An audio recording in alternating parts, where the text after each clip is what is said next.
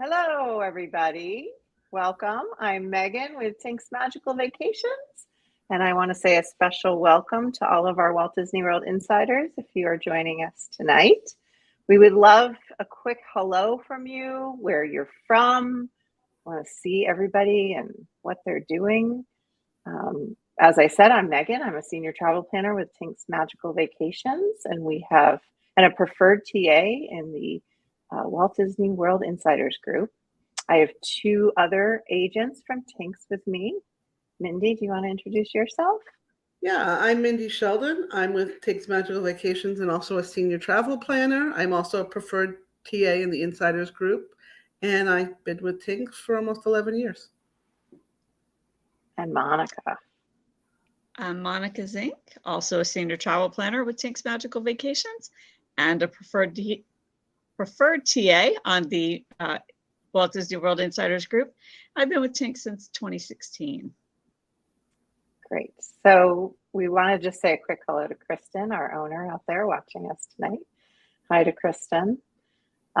We've got a lot to talk about. It was a very exciting day today. We're going to be talking about that Walt Disney World 2024 release. We'll give people a few more minutes to come in and join us here. But yeah, very exciting right off the bat. We got tech shut down. Everything got shut down early on this morning, so no one was able to book anything. I think till what, like 1 o'clock today? Yeah, about 1 o'clock. Yep. So for those of you out there that were trying with us or had your travel agents trying, it was definitely something that we've encountered before, where Walt Disney World tech tends to get bombarded and maybe doesn't react very well. So we definitely have to roll with the punches sometimes when these things happen. But we were, able to do some other things. We certainly all had other things to do today with booking cruises, things like that. So once it came back up, we were all back on and talking to each other, making sure that we all had our clients taken care of. Was there anybody out there trying to get on that site with us today? Send us a quick note. And as we go through things today, be sure to ask us your questions. I want to definitely answer questions. That's the point today. We want to answer. We've been quoting today and booking, and we've got lots of answers for you for all the new things out there. Hello to Nick. Hi to Kara. All right. Well, let's go ahead and get started. Mindy, yeah. And we'd like to just tell people, be patient with your vacation planners, because even when we do get on, there is a wait to be able to quote. So know that your Tink's vacation planner is working as hard as they can to get you your quotes as soon as possible. Yes, absolutely, for sure. So 2024 Walt Disney World package release. Packages came out, and there's definitely things that are still included. For those of you that aren't familiar with packages, when you put together a resort and tickets together in one package, it's considered a package. But you get some other perks. Monica, you want to talk about some of the perks that you get with those packages that are the same this year? They are the same. So Disney includes some magical extras with your vacation packages. And upon arrival at your resort, when you check in, you should receive some mini golf passes. You'll get a coupon for discounts at some specific shopping venues. And you should receive some luggage tags as well for your family. So be sure to ask for those when you check in. Since they no longer send complimentary magic bands, they are giving them when you check in. They're not mailing them separately. Right. So it doesn't come in that box anymore. Even if you do order those magic bands, I don't think they're coming in there anyway, right? No, they're not. Yeah, there's still something. And if you do the automatic check-in on your app, make sure that at some point during your vacation to stop by the front desk and ask for them. Yes, absolutely. The other great thing about packages is that you do have the ability to add that travel protection still, the memory makers, to make sure you get all your photos, and of course the dining plan, which we will definitely be talking about there. Packages only require a $200 deposit, which is a huge benefit. and it's going to lock in the current pricing for 2024. So we are definitely in favor of booking a package. So new for 2024, what is going on? Yes, Kristen, can you please explain the dining plan and the different plans? Mindy, do you want to start with what we have for 2024? Sure. In 2024, they're offering 2 dining plans. They're offering what they refer to as the quick service plan. That comes with 2 quick service vouchers per person per night of your stay, as well as 1 snack credit for each night of your stay. And it also comes with a reusable resort refillable mug. Um, that that one is running about $57 a person, an adult per night. I think it's 23 something per child. Then there's the regular meal plan, which comes with 1 quick service meal, 1 sit down meal, which includes an entree, a dessert, and a drink, alcoholic if you're an adult, and if you're not, it's going to be, of course, not. Um, and um, and 1 snack per night. That one's running about $94 per person per night per adult. Yeah. They're a little cut back from what they used to be, but I think a lot of the feedback they got on these dining plans from before is people had a lot of unused credits by the time they were ending their vacation. I know personally when my kids were little, I'd get to the end of my vacation and I'd have like 10 to 20 snack credits left. And Right. here I am, like in the candy store or in the bakery, getting things to take on the plane for us because I just said I had. But Yeah. I think they reduced them a bit because people just weren't using them. Yes. No, same here, Mindy. I remember my husband shoving stuff into our bag before we got in the plane. So hopefully it will be a little bit more efficient for everybody. I do think I personally am a big fan of the dining plan. I love that it makes it feel like you have an all-inclusive vacation, that you are able to not worry about what the prices are things. I can, my kids can get whatever snacks they want without me saying, God, another one.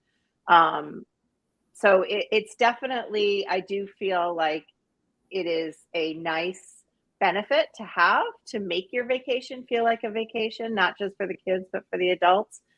I think a lot of people ask, is it worth it? So Monica, do you want to talk about, is the dining plan worth it? The dining plan is, it's an individual decision on its value. As you mentioned, the fact that everything is paid for ahead of time really does take some of that pressure off. You've planned for these vacations, it's already factored in. So your out-of-pocket expenses, you won't feel like you're being nickeled and dimed everywhere you go. The fact that it's going to force you to take that meal time, you've got that credit. It's going to give you that family time at the table to sit down and enjoy a nice meal. Let somebody bring it to you. Heck, maybe if you're in a restaurant in Animal Kingdom, you might be adventurous and try something that you may not try another time. Right. Some people When you're not like to worried be a about little the bit price, more right? adventurous. Exactly. Right. Absolutely. That's a good point. I hadn't thought about that. And also being an accountant by trade, when I had a client ask me whether a meal plan was worth it or not, I actually go back. I've actually created a spreadsheet where I actually take an average cost of each meal and I kind of price it out for them and said, if you went to this restaurant and 9 out of 10 times based on the restaurants they would pick, the meal plan came out cheaper. And the key factor, the thing that put it over the edge was that resort refillable mug because it saved them a lot of money. Like you're sitting at your resort, you're hanging out at the pool, you get coffee in the morning, you get drinks all day long. It was the thing that put the meal plan over the top on top of the convenience and everything else. So I have proved to clients that it's worth it. And it is something that you can actually add. You don't have to add it right away. You can book all your dining and then come back and say, okay, this is what I booked. Right. Let me see what it would cost if I did it a la carte. oh wow, the meal plan might be cheaper, That's a and good you point. can always add it afterwards. Yes, and we did actually. Kara did ask, can a dining plan be added after initial booking? Absolutely. That is one more perk of booking a package, is you do have this ability to modify these packages up until your final payment date.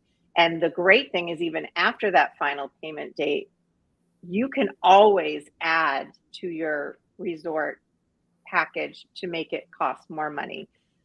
There are sometimes some penalties when you start taking things away. So always, and we can take it away as well. So, before that 30-day mark. So some great reasons again for that package. I personally, the dining plan, if you have kids that you think are going to want these character meals, right? Going to want to see Cinderella at Cinderella's Royal Table, or go to, Chef Mickey's.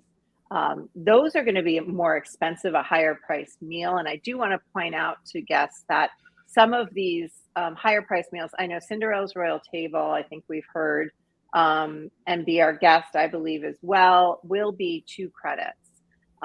So in terms of, again, using your credits, these are more expensive, meals, and that's where some of the value comes in for sure. If you think you're going to hit 2 or more of those, I would say to consider the dining plan for sure. Another thing I want to point out with the dining plan is that the only experiences that include your tips when you do purchase the dining plan is going to be the signature, actually Cinderella's Royal Table and the dinner shows is what I've read. But you do want to make sure that you tip your server. Less stress, more yes. That is definitely something that resonates with me, that, being able to say yes, and not have to fight with your kids. I don't know. It's worth a lot to me. So, all right, let's see let's go and see if we have any questions. Nick, I'm assuming some of the sit down restaurants would require 2 dining plan vouchers. Yes. So I did just talk about that, Nick. Have you guys seen anything else? I saw Cinderella's Royal Table, Be Our Guest, I think Hoop-de-Doo, I'm not sure. Any other ones that you've heard about? I believe. Oh, Chefs. yes. But they usually come out with a whole flyer that kind of tells you what's included in the dining plan, what's a 1 credit, what's a 2 credit.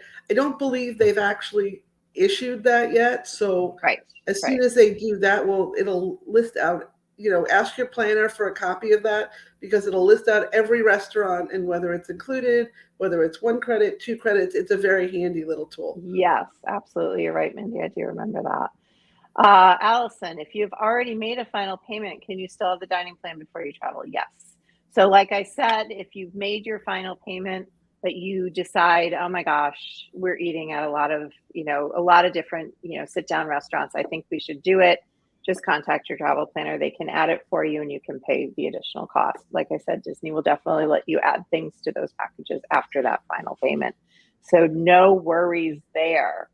Matthew wants to know, are they going to have snacks on the plan? We have enjoyed the snacks in the past. Yes. Well, the snacks were the best part, really. I could probably not eat anything but snacks all day, but yes, we will still get snacks with the plan. It's 1 snack per person per night. So let's just talk about that for a second. If you have a party of 5, right, and you each get 5 snacks and mom and dad don't care about the snacks, that means your kids each get 2 and mom and dad gets 1 to share. So you can sort of, use them as you need them.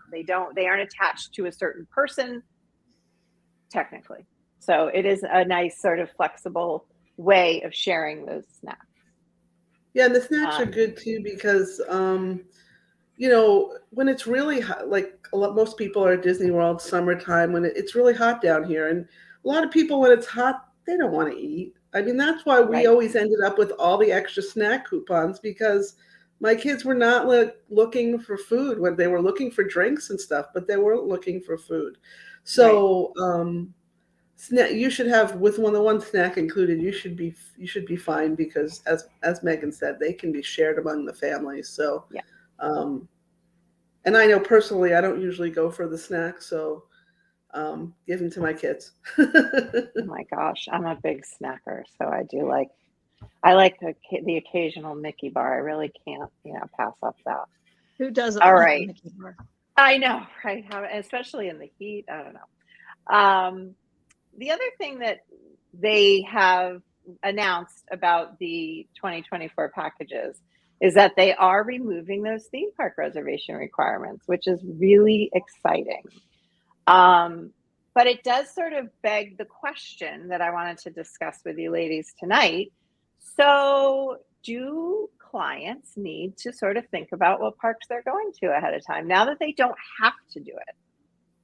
What are you telling your clients now? I think they have Monica. to decide what's going to work for their family. Do you, are your family with young kids that you're going to need to take a break midday and do nap time? Do you want to hit a park and go, rope drop to close? Do you want to make sure you see the fireworks? I think heavier times, we see the spring breaks, we see the 4th of July, we see the holiday season in the winter. Crowds are big, and you do want to think about that.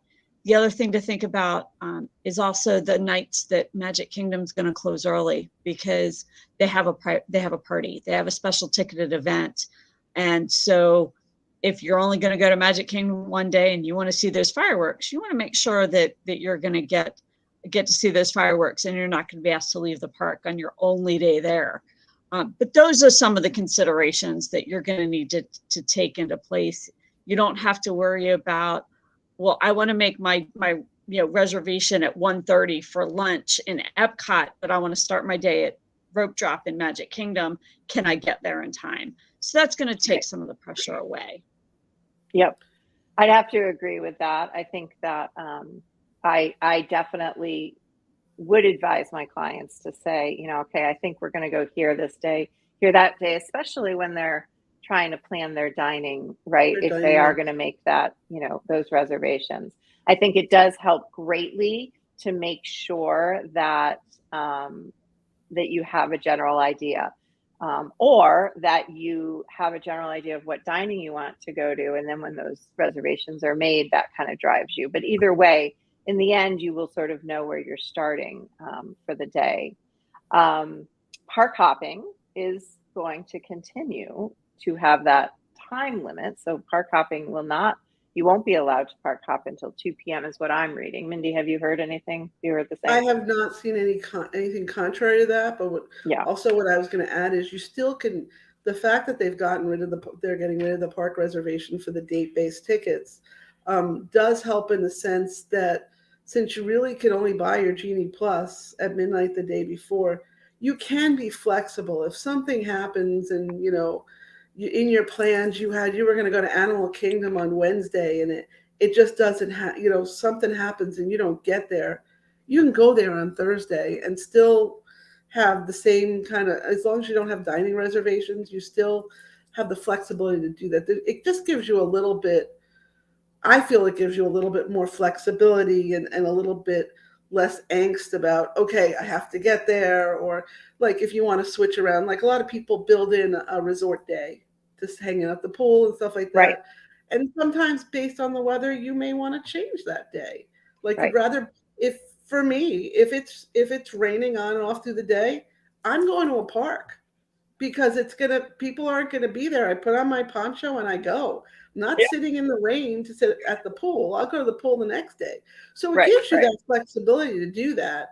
And because basically you'll know the night before when you have to buy your Genie Plus, like, hey, what's tomorrow's weather look like? Oh my God, it's going to rain on off of tomorrow. Maybe I don't want to sit at the pool. I'm going to go to Animal Kingdom and I'm going to buy my Genie Plus tonight. So it gives you that flex. It does give you a lot of flexibility you didn't have before. Yes, you can't park hop until 2:00, but if you're somebody that has a base ticket, that won't matter to you anyway. Right. No, I would agree with that. The flexibility is priceless on some level. And I know for a lot of people, this allows you to be structured or to be unstructured, which I think is really what it's all about, is allowing each family to have the vacation they want, right? So I think it's exciting that they're removing those. Just a heads up, they don't change until January 9th. So for those of you booked through December, you're still gonna have to make them through January 9th. But once they change, which is great. We sort of brought up Genie Plus, and we have a question from Kara. Can you share anything about the Genie Plus changes? So unfortunately, the only statement that we have seen at this point is that they are simplifying the Disney Genie Plus experience. That's all I've seen. I did a little digging before this to try to see if there is anything out there. I did not see anything. I mean, there's all sorts of things that could happen. I think the word simplifying, I don't know. I mean, we could speculate, but I'm not sure how they intend to simplify it, but it sounds promising. Yeah, it's one of those things that it's kind of, we have to wait and see. We're going to see in the coming days, every day, something new is going to roll out. And it's going to be changing. It's going to be exciting just to figure out what they're doing and how they're integrating it. And we will try to stay on top of that and keep you guys all informed. That's right. You do want to make sure. Yeah. Speaking of changes, let's not forget to mention that at the deluxe resorts, they're going to be changing some of those room categories. So you will see different labels for the different types of rooms: resort room, water view, theme park. If you're at one of the Magic Kingdom resort, Savannah View still is going to be there for Animal Kingdom, but you might see something a little bit more glamorous than standard view. Yes, that is exactly what sort of happened, right? So yes, and that is a very good point. For anybody out there that has, and this actually does affect, not in a bad way, but so if you book something for this year and you remember booking, even with your travel agent, a standard view or, the other one they've changed is water view, and you go and you look and it now says resort view, and you're like, what the heck is that? You are still getting the same view that you booked initially. So do not freak out. If the view is listed and it's a different name, it doesn't mean you're not getting what you booked initially. And I wish I had a more specific example, but that is for certain. But going forward, and we will now see this instead of a standard view, which I guess is kind of a boring name. I don't know. We will see a resort view, and the rooms aren't moving anywhere. It just means that they've changed the name. So the standard or / resort view will still give you, depending on the resort, a view of the parking lot or the gardens or the resort, whatever those views are. But it tends to be the most economical of the, options there for sure. But yes, no, that is another change that we're seeing. And it is at those deluxe resorts for sure. So let's see if one thing that I did also want to mention is the cabins. I know for myself, I had some clients looking to book those cabins, and we've all heard that they are being renovated and turned into DVC properties, which is super exciting, but they didn't give us any dates. So the question was, are we going to be able to book them? Yes, we are able to book them. I was able to book one in June. I was able to book one for November. Mindy, you said you were able to pull, I priced it for May and September. So perfect. So they are actively booking those. Obviously, we'll get more information once Disney puts it out there about when they're renovating those. And it may just be a rolling process so that there will always be some available. And then, hopefully by the end of the year, those will be completed. But it is an exciting project, and they are not going to prevent people from booking, which was sort of a concern for some of us there. So what else from booking today, Mindy? What is your take on what's going on out there? Don't get crazed. Everything opened up today. There's a lot of availability. So if your planner doesn't get back to you tomorrow or whatever, you're not going to get closed out of anything. There's there's plenty out there. It's like, and they did something they don't normally do. They released the whole year when normally they only release 490 days in advance. So in the past, when they opened up bookings, we were only able to book through, say, June, July. Right. And now we're able to book for the whole year. So that's a difference than in the past. You're right. Maybe causing some of the backup and the issues they had on their system today. But yeah, so I don't have to tell people that are contacting me for the last quarter of the year, no, we have to wait. I can price out things now. Right. And you know, I didn't really have a long time to play with the system. It took a while to get on each time. So yeah, same here. I saw what I saw, and right, and you moved on. Another point, though, is that I know I had some people ask me, well, should I book this early? Because what if there's a promotion that comes out next year? I definitely encourage everyone to book early. There's really no risk involved. It's a $200 deposit for those packages like we talked about, and that's completely refundable up until 30 days prior.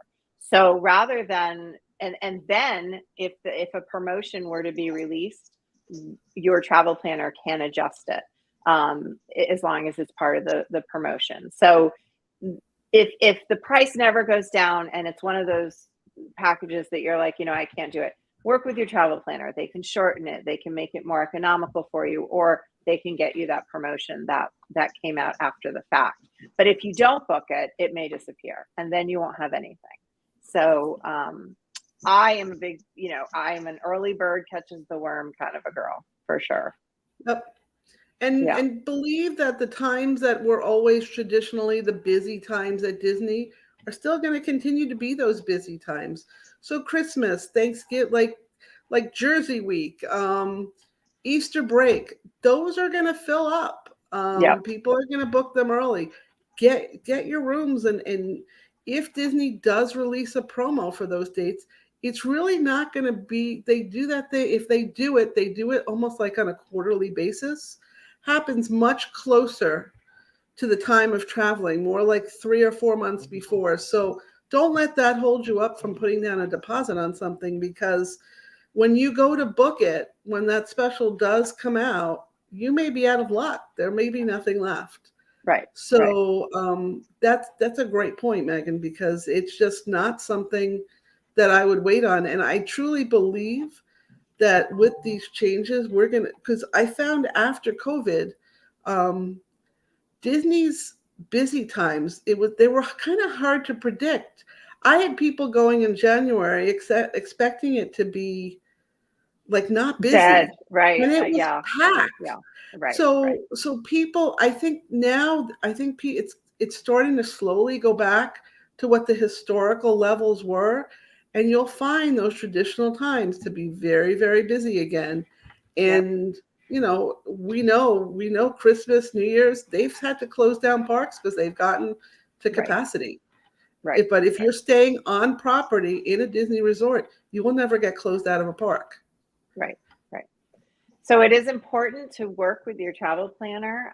I do want to make sure that everybody has our information. If you are interested in planning a 2024 Walt Disney World vacation or any destination, Disney destination vacation, please feel free to reach out. We will work with you, make sure that you get the vacation you're looking for, make sure that it's within your price point, make sure that you get the promotion if you're interested in a promotion. We will always do our best. And certainly we have seen today the ins and outs of this 2024 release, so we can help you there. So thank you guys. Again, thank you for our Walt Disney World insiders that might be watching for joining us. And we will have, and everybody have a great night. Good night.